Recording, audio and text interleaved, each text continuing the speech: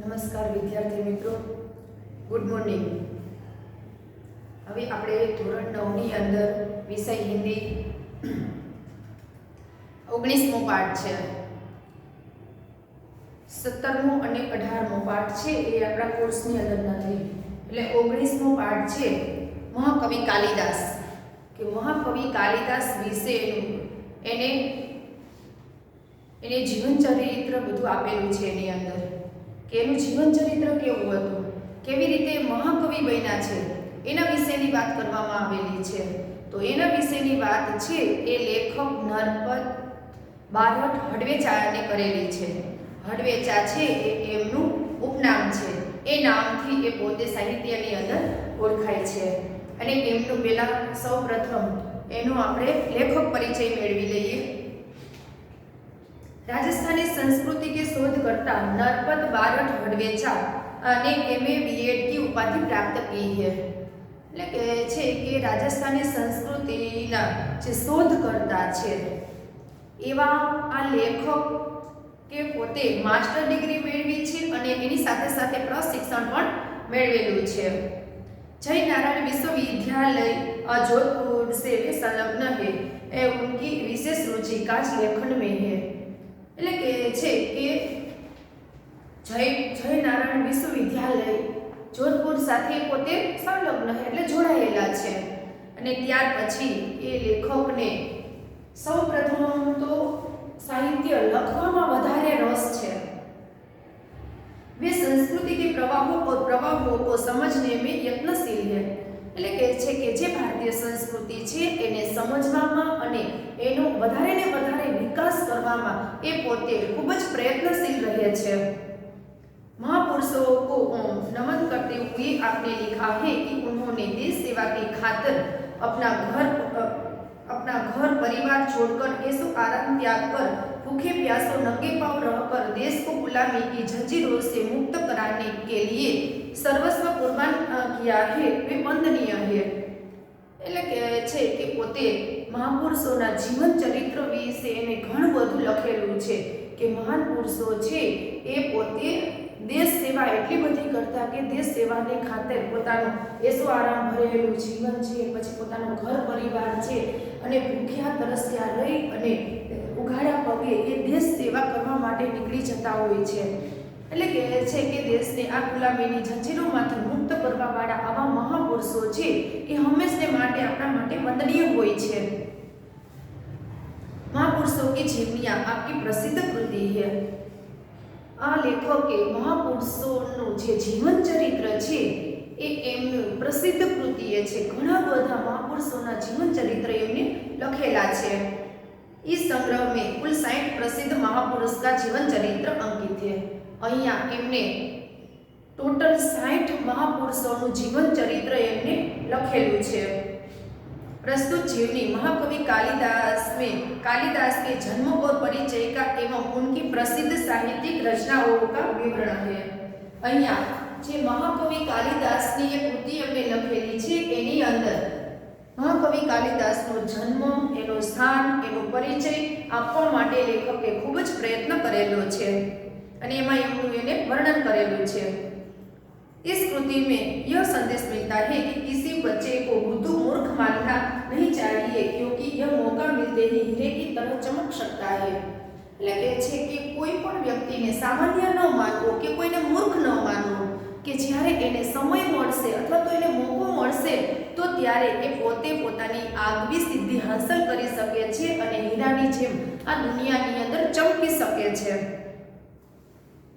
કે મહાકવિ કાલિદાસ છે સૌપ્રથમ તો એનો ભાવાર્થ કહી દઉં કે એના જન્મ વિશે કોઈ ચોક્કસ માહિતી મળતી નથી અને મહાકવિ હર્ષચરિતની અંદર મહાકવિ બાણે એ કાલિદાસનું વર્ણન કરેલું છે તો એવું લાગે છે કે બાણ પહેલા મહાકવિ કાલિદાસ થઈ ગયા અને પોતાના અમુક ગ્રંથની અંદર એને વિક્રમાદિત્યનું વર્ણન કરેલું છે। એટલે વિક્રમાદિત્ય છે એની સાથે આ કાલિદાસ થઈ ગયા હોય એવું મનાય છે અને એના જન્મ વિશે કોઈ ચોક્કસ માહિતી મળતી નથી, પણ ઘણા બધા પુરાવા ઉપરથી પુરવાર થાય છે કે કાલિદાસનો જન્મ ઈસવીસન 365 ની અંદર અને એનું મૃત્યુ છે એ 445 ની અંદર થયેલું માનવામાં આવે છે. અને વિક્રમાદિત્યના રાજ્યની અંદર જે 9 રત્ન હતા એમાંથી કાલિદાસ છે એ એક હતા. વિક્રમાદિત્ય છે એ પોતાના રાજ્યની અંદર દરેક વ્યક્તિ છે એ સાહિત્ય અને કળાનું જ્ઞાન મેળવે એવું એ પોતે ઈચ્છતા હતા. એ પોતે જ સંગીત અને કળા અને સાહિત્યના શોખીન હતા. એટલે પોતાના રાજ્યની અંદર દરેક વ્યક્તિ છે એ સાહિત્ય અને કળાનું જ્ઞાન મેળવે એવું એ પોતે ઈચ્છતા હતા. અને પોતાની પ્રજા છે એ દરેક બાબતની અંદર સુખી હતી. એને કોઈ બાબતની કમી ન હતી કે એ પોતે બધા જ વ્યક્તિઓને પોતાની પ્રજાને બરાબર રીતે સમજાવી આપતા અને સાહિત્યનું જ્ઞાન એને પીરસતા. કોઈ કળા હોય તો એનું જ્ઞાન પણ એને આપતા અને સમયાંતરે એ પોતે સોનાના સિક્કા પણ એ બહાર પાડતા અને પોતાના રાજ્યની અંદર સૌથી વધારે અને વધારે લોકો સુખી બને એવું એ પોતે ઈચ્છતા હતા. અને ત્યાર પછી એ પોતે પોતાના રાજ્યની અંદર બધાને એક સાંકળે બાંધી અને બધા જ લોકો છે એ સુખી બને એટલા માટે વૈજ્ઞાનિકો છે, એન્જિનિયરો છે અને કળાના જાણકાર છે, સાહિત્યકારો છે એ તે સમયની અંદર જેટલા થઈ ગયા એટલા એકેય સમયની અંદર થયા નથી. અને હવે આપણે કાલિદાસ વિશે કહીએ તો કાલિદાસ છે એ યુવાવસ્થા સુધી મૂર્ખ હતા, નિરક્ષર હતા કે કોઈ એને જ્ઞાન મેળવ્યું ન હતું. અને એ પોતે જે ઝાડની ડાળી ઉપર બેઠા છે એ ડાળીને કાપી રહ્યા છે. એટલે જ્યારે પોતે યુવાન વયે પણ સાવ મૂર્ખ હતા. અને ત્યાર પછી એ વિક્રમાદિત્યના રાજ્યની અંદર 9 રત્નમાંથી એક કહેવાય છે આવા કાલિદાસ છે એ પોતે એક મહાકવિ બને છે. તો એની જે કહાની છે એ ખૂબ જ રોચક છે, રહસ્યપ્રદ છે. અને તે સમયે શારદાનંદ નામના રાજા હતા. એ શારદાનંદ એ વિદ્યુત્મા નામની પુત્રી હતી. એ વિદ્યુત્મા છે એ ખૂબ જ ગુણિયાન, રૂપવતી અને સુંદર હતી. તો એ પોતે જેટલી સુંદર હતી એટલું જ એને અભિમાન હતું. અને એને પોતાના લગ્ન વિશે એવું ઘોષણા કરેલી હતી કે આજુબાજુના જે લોકો છે એની સામે એ પોતાની જે ચેલેન્જ ફેંકેલી હતી તો એની સામે એ જીતી જાય કે શાસ્ત્રાર્થની અંદર જીતી જાય તો એની સાથે પોતે લગ્ન કરશે એવું એને કીધેલું હતું. તો દેશ વિદેશથી પંડિતો અને વિદ્વાનો અને રાજાઓ છે એ એના સ્વયંવરની અંદર આવે છે. અને બધા જ લોકો છે પંડિતો અને વિદ્વાનોને એમ થાય છે કે વિદ્યુતમાં છે એ અમારી સામે અભિમાન કરે છે તો અમારે પણ એનું અભિમાન ઉતારવું જોઈએ. તો એને દુઃખ લાગે છે કે એનું અપમાન કરે છે. એટલે એક વખત એ પંડિતો અને વિદ્વાનો છે બધા સાથે મળી અને વિદ્યુતમાંનું અભિમાન ઉતારવાનો એ પોતે પ્રયત્ન કરે છે. એ વિચારે છે કે કોઈ મૂર્ખ વ્યક્તિ સાથે આ વિદ્યુતમાંના લગ્ન કરાવી દેવા છે. એટલે એ લોકો છે એ મૂર્ખ વ્યક્તિની શોધ કરે છે. તો એની અંદર એને જે ઝાડની ડાળી ઉપર બેઠો હોય છે એ જ વ્યક્તિ એ ડાળને કાપતો હોય છે. એ વ્યક્તિ એને મળે છે એટલે તરત જ એ પંડિતો સમજી જાય છે કે આના જેવો બીજો મૂર્ખ કોણ હોઈ શકે. એટલે પંડિતો છે એને નીચે ઉતારે છે અને એને સમજાવે છે કે તારે કોઈ એવી રાજાની કુંવરી સાથે લગ્ન કરવા છે. એટલે કાલિદાસ છે એ પોતે તો રાજી થઈ જાય છે અને એને કહે છે કે અમે કહીને એમ જ તારે કરવાનું. કાલિદાસ છે એ બધું મંજૂર કરે છે અને એને સરસ મજાના કપડાં પહેરાવે છે કે રાજાને શોભે એવા. અને ત્યાર પછી એને કહે છે કે અમે તને જે સભાની અંદર લઈ જઈ તો અહીંયા તારે એક શબ્દ પણ બોલવાનું નથી, ફક્ત ઈશારો જ કરવાનો છે. એટલે કાલિદાસ કહે છે કે હા. અને ત્યાર પછી એને સરસ મજાના કપડાં પહેરાવે છે અને જ્યાં વિદ્યુતમાંનું સ્વયંવર હોય છે ત્યાં એને લઈ જાય છે. અને પંડિતો છે એ કહે છે કે આ અમારા મોટા ગુરુ છે અને એનો અત્યારે મૌન ચાલી રહ્યું છે અને એ તમારી સાથે શાસ્ત્રાર્થ કરવા માંગે છે. એટલે વિદ્યુતમાને કે કાંઈ વાંધો નહીં. તો વિદ્યુતમાં એની સાથે શાસ્ત્રાર્થ કરવા માટે તૈયાર થઈ જાય છે. અને ત્યાર પછી એ વિદ્યુતમાં છે એ પોતે એની સાથે શાસ્ત્રાર્થ કરે છે. બંને સામ સામે આવે છે. વિદ્યુતમાં છે એ એક આંગળી બતાવી અને કહેવા માંગે છે કે ઈશ્વર એક જ છે. એટલે આ કાલિદાસ છે એ મૂર્ખ હોય છે અને એ પોતે કહે છે કે એને એમ થાય છે કે આ મને એમ કહે છે કે તારી એક આંખ ફોડી નાખીશ. એટલે કાલિદાસ કહે છે કે જો તું મારી એક આંખ ફોડી નાખીશ ને તો હું તારી 2 આંખ ફોડી નાખીશ. એ પોતે મનમાં કહે છે. એટલે પંડિતો છે એનો સૌનો અર્થ લઈ અને પંડિતો કહે છે કે અમારા ગુરુનું કહેવું એમ છે કે ઈશ્વર અને જીવ બે છે, એટલે તરત જ વિદ્યુતમાં છે એ પોતે માની જાય છે. વિદ્યુતમાં છે એ બીજો પ્રશ્ન કરે છે કે 5 તત્વોથી આ સૃષ્ટિનું સર્જન થાય છે. એટલે કાલિદાસ છે એ તો મૂર્ખ હોય છે, તો એને એમ થાય છે કે જો તું મારા ગાલ ઉપર તમાચો મારીશ તો હું તને એક ઢીકો મારીશ. એટલે પંડિતો છે એનો સવડો અર્થ લઈ અને કહે છે કે અમારા ગુરુનું કહેવું એમ થાય છે કે સૃષ્ટિના 5 તત્વોનું મિલન છે એનાથી જ આ સૃષ્ટિનું નિર્માણ થાય છે. એટલે તરત જ એ વિદ્યુતમાં છે એ માની જાય છે, એ પોતે સ્વીકારે છે કે આ વ્યક્તિ છે એ ખૂબ જ જ્ઞાની છે અને મારી સામે શાસ્ત્રાર્થની સામે ટકી રહ્યા છે. એટલે તરત જ એ પોતે એને પતિ તરીકે સ્વીકારે છે. એની સાથે ધામધૂમથી વિદ્યુતમાં અને આ મૂર્ખ કાલિદાસના લગ્ન થાય છે. અને જ્યારે બીજે દિવસે એ બારીમાંથી જ્યારે કાલિદાસ જોતો હતો અને બાર એ ઊંટની જતા હતા તો એની ભાષાની અંદર કે એની જે મૂર્ખ વ્યક્તિની ભાષાની અંદર એ ઉઠ્ર બોલી જાય છે. અને ત્યાર પછી એ વિદ્યુતમાંને ખબર પડે છે કે પોતાનો પતિ છે એ કોઈ મહાન વ્યક્તિ નહીં પરંતુ કોઈ એક મૂર્ખ છે. એટલે તરત જ વિદ્યુતમાં છે એને પોતાના મહેલમાંથી કાઢી મૂકે છે. અને ત્યાર પછી એને ખૂબ જ દુઃખ થાય છે કે પંડિતોએ મારી સાથે છળ કપટ કરી અને મને ભરમાવી છે. અને ત્યાર પછી એના કાલિદાસ માટે એના ઘરનો દરવાજો હંમેશને માટે બંધ થઈ જાય છે. અને ત્યાર પછી કાલિદાસ છે એને ત્યાંથી ત્યાગી દે છે. એટલે કાલિદાસ છે એ મહાકાળીના ચરણોની અંદર જઈ પોતે વંદન કરી અને વેદ ઉપનિષદ ને વેદાંતનું એનું જ્ઞાન પ્રાપ્ત કરે છે. એ જ્ઞાન પ્રાપ્ત કરી અને મહાન એવો વ્યક્તિ બને છે. એટલે કાલીના ચરણોમાં રહી અને જે જ્ઞાન એને પ્રાપ્ત કર્યું છે તો ત્યારે એનું નામ છે એ કાલિદાસ પડે છે, એ નવા નામથી ઓળખાય છે. અને ત્યાર પછી એ કાલિદાસ બને છે અને પોતે 7 મહાન એવા ગ્રંથોનું સર્જન કરે છે. અને જ્યારે એ પોતે દરેક પ્રકારનું જ્ઞાન પ્રાપ્ત કરી અને પાછો એ વિદ્યુતમાંના દરવાજા ઉપર આવે છે તો હજી પણ એ વિદ્યુતમાંનો દરવાજો બંધ જ હોય છે. એટલે વિદ્યુતમાં છે એના દરવાજા ઉપર દરવાજો ખખડાવી અને એને ખોલવાનું કહે છે. એટલે ત્યારે દરવાજા ઉપર રહી અને કાલિદાસ છે એ પોતે રઘુવંશ, ઋતુસંહાર અને કુમાર સંભવ એનું જે કથા વસ્તુ છે એ દરવાજા ઉપર ઊભા રહી અને કહે છે. તો ત્યારે વિદ્યુતમાંને ખબર પડે છે કે હવે વાસ્તવિક રીતે એ પોતે મહાન એવો વ્યક્તિ બનીને આવ્યો છે કે મહાન જ્ઞાની બનીને આવ્યો છે. એટલે બંધ દરવાજો છે એ પોતે ખોલે છે અને કાલિદાસનું એની અંદર એ હરખભેર સ્વાગત કરે છે. અને ત્યાર પછી આ મહાકવિ કાલિદાસ જે સંસ્કૃત સાહિત્યના તો એ કવિ છે એ મહાન એવા 7 ગ્રંથોનું એ પોતે સર્જન કરે છે.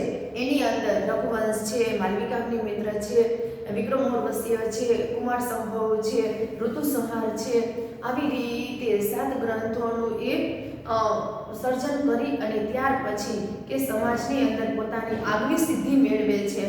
કે કહેવાનો અર્થ એ કે એક સમયે કોઈ વ્યક્તિ મૂર્ખ હોય તો આપણે એને કાયમને માટે મૂર્ખ કહેવો જોઈએ નહીં. કે મૂર્ખ વ્યક્તિ આપણે કહી અને આપણે એની હસી ઉડાવતા હોય તો એ વ્યક્તિ છે એ જ્યારે એને સમય મળે તો ત્યારે એ પણ સમાજની અંદર પોતાની જે કળા છે એ ખીલવી શકે છે. એટલા માટે કે આપણે કોઈ વ્યક્તિને સામાન્ય ન ગણવા જોઈએ કે જો આપણે એને સામાન્ય ગણીએ તો ઘણી બધી વખત એ વ્યક્તિ છે એ સમાજની અંદર હીરાની જેમ ચમકતા હોય અને આપણે એનાથી જે આપણે એને કીધું છે એનાથી આપણે છે એ નીચા જોયા જેવું થાય એવું કાર્ય ક્યારે કરવું જોઈએ નહીં. તો આ પાઠની અંદર મહાકવિ કાલિદાસ છે એના જીવન ચરિત્ર વિશે લેખકે સરસ મજાનો સમજાવવાનો પ્રયત્ન કરેલો છે. હવે આપણે પાઠની શરૂઆત કરીએ. कालिदास को हम मात्र संस्कृत के महाकवि के रूप में जानते हैं कि महाकवि कालिदास છે એને આપણે સંસ્કૃતના એક મહાકવિ તરીકે જ ઓળખીએ છીએ. स्वयं महाकवि कालिदास ने अपने विषय में कुछ नहीं लिखा है. એટલે કે છે કે આવા મોટા મહાન કવિ કવિ છે છતાં એને પોતાના વિષય ઉપર કાંઈ જ પણ ક્યારેય પોતાની કૃતિની અંદર વર્ણન કરેલું નથી। हर्षचरित में शुरू में कवि बाण ने कालिदास का उल्लेख किया है कि हर्षचरित नामનો જે ગ્રંથ છે એની અંદર મહાકવિ બાણ છે એમને એ કાલિદાસ વિશે થોડું ઘણું લખેલું છે, એનો ઉલ્લેખ કરેલો છે। इससे पता चलता है कि कालिदास बाण से पहले हुए हैं। એટલે કે છે કે એનાથી આપણને ખબર પડે કે કાલિદાસ છે એ મહાકવિ બાણ પહેલા થઈ ગયેલા છે। एक स्थान पर स्वयं कालिदास ने अपने अभिभावकों के रूप में विक्रम नाम का उल्लेख किया है। એટલે કે છે કે એક સ્થાન ઉપર મહાકવિ કાલિદાસ છે એને પોતાની ચાહતા છે લોક તરીકે વિક્રમાદિત્ય છે એમનું એમને ઉલ્લેખ કરેલો છે। यह कौन सा विक्रम है इस बात का अभी पूरी तरह पता नहीं चल पाया है। फिर भी उन्हीं राजा विक्रमादित्य और राजा भोज का समकालीन मानकर कितनी ही कथाओं का नायक बनाया गया है। એટલે કે છે કે કયો વિક્રમ છે એના વિશે ચોક્કસ માહિતી મળતી નથી, પરંતુ આ મહાકવિ કાલિદાસ છે એ વિક્રમાદિત્ય જે રાજા હતો એ અને રાજા ભોજ એના સાથે થઈ ગયેલા હોય એવું માનવામાં આવે છે કે ઘણી બધી વખત મહાકવિ કાલિદાસે પોતાના નાટકના નાયક તરીકે એ વિક્રમાદિત્યને પસંદ કરેલા છે। विभिन्न भाषाओं में पहेलियों और लोक कथाओं में उनकी विद्वता, कविता और चमत्कारिक प्रसंगों का वर्णन मिलता है। એટલે કે છે કે જુદી જુદી ભાષાઓની અંદર, પહેલીઓની અંદર અને લોક કથાઓની અંદર મહાકવિ કાલિદાસની વિદ્વતા છે, કવિતાઓ છે અને જુદા જુદા પ્રસંગો છે એનું વર્ણન કરવામાં આવે છે। जन्म और परिचय। कुछ विद्वानों ने कालिदास का जन्म 365 ईस्वी तथा निधन 445 ईस्वी माना है। એટલે કે છે કે ઘણા બધા વિદ્વાનોનું કહેવું એવું છે કે મહાકવિ કાલિદાસનો જન્મ છે એ 365 ઈસવી સન અને એનું મૃત્યુ છે એ 445 ની અંદર થયેલું માનવામાં આવે છે। महाकवि कालिदास के जन्म स्थान के बारे में ठीक ठीक पता नहीं चलता कि महाकवि कालिदास ना जन्म विषे कोई चौक्कस माहिती મળતી નથી। कुछ विद्वानों ने उनका जन्म स्थान उज्जैनी वर्तमान उज्जैन माना है, जो सही लगता है क्योंकि मेघदूत में स्वयं कवि ने उज्जैनी को विशेष दर्शनीय कहा है और लंबा रास्ता पड़ने पर भी उधर से जाने के लिए बादल से अनुरोध किया है। એટલે કે છે કે એના જન્મસ્થાન વિશે કોઈ ચોક્કસ માહિતી મળતી નથી, પરંતુ વિદ્વાનો છે એમને એમનું જન્મસ્થાન છે એ ઉજ્જૈન બતાવેલું છે કે આ વર્તમાન ઉજ્જૈન નગરી છે એ બતાવેલું છે કે કારણ કે ઉજ્જૈન નગરીનો એમે ઘણી બધી પોતાની સાહિત્ય રચનાઓની અંદર ઉલ્લેખ કરેલો છે અને મેઘદૂતની અંદર પણ એમને ઉજ્જૈન નગરીનું વિશેષ મહત્વ દર્શાવેલું છે। ત્યાંના રસ્તાઓ કેવા છે કે ત્યાંની બજાર કેવી છે આ બધું વર્ણન છે એમને મેઘદૂતની અંદર કરેલું છે।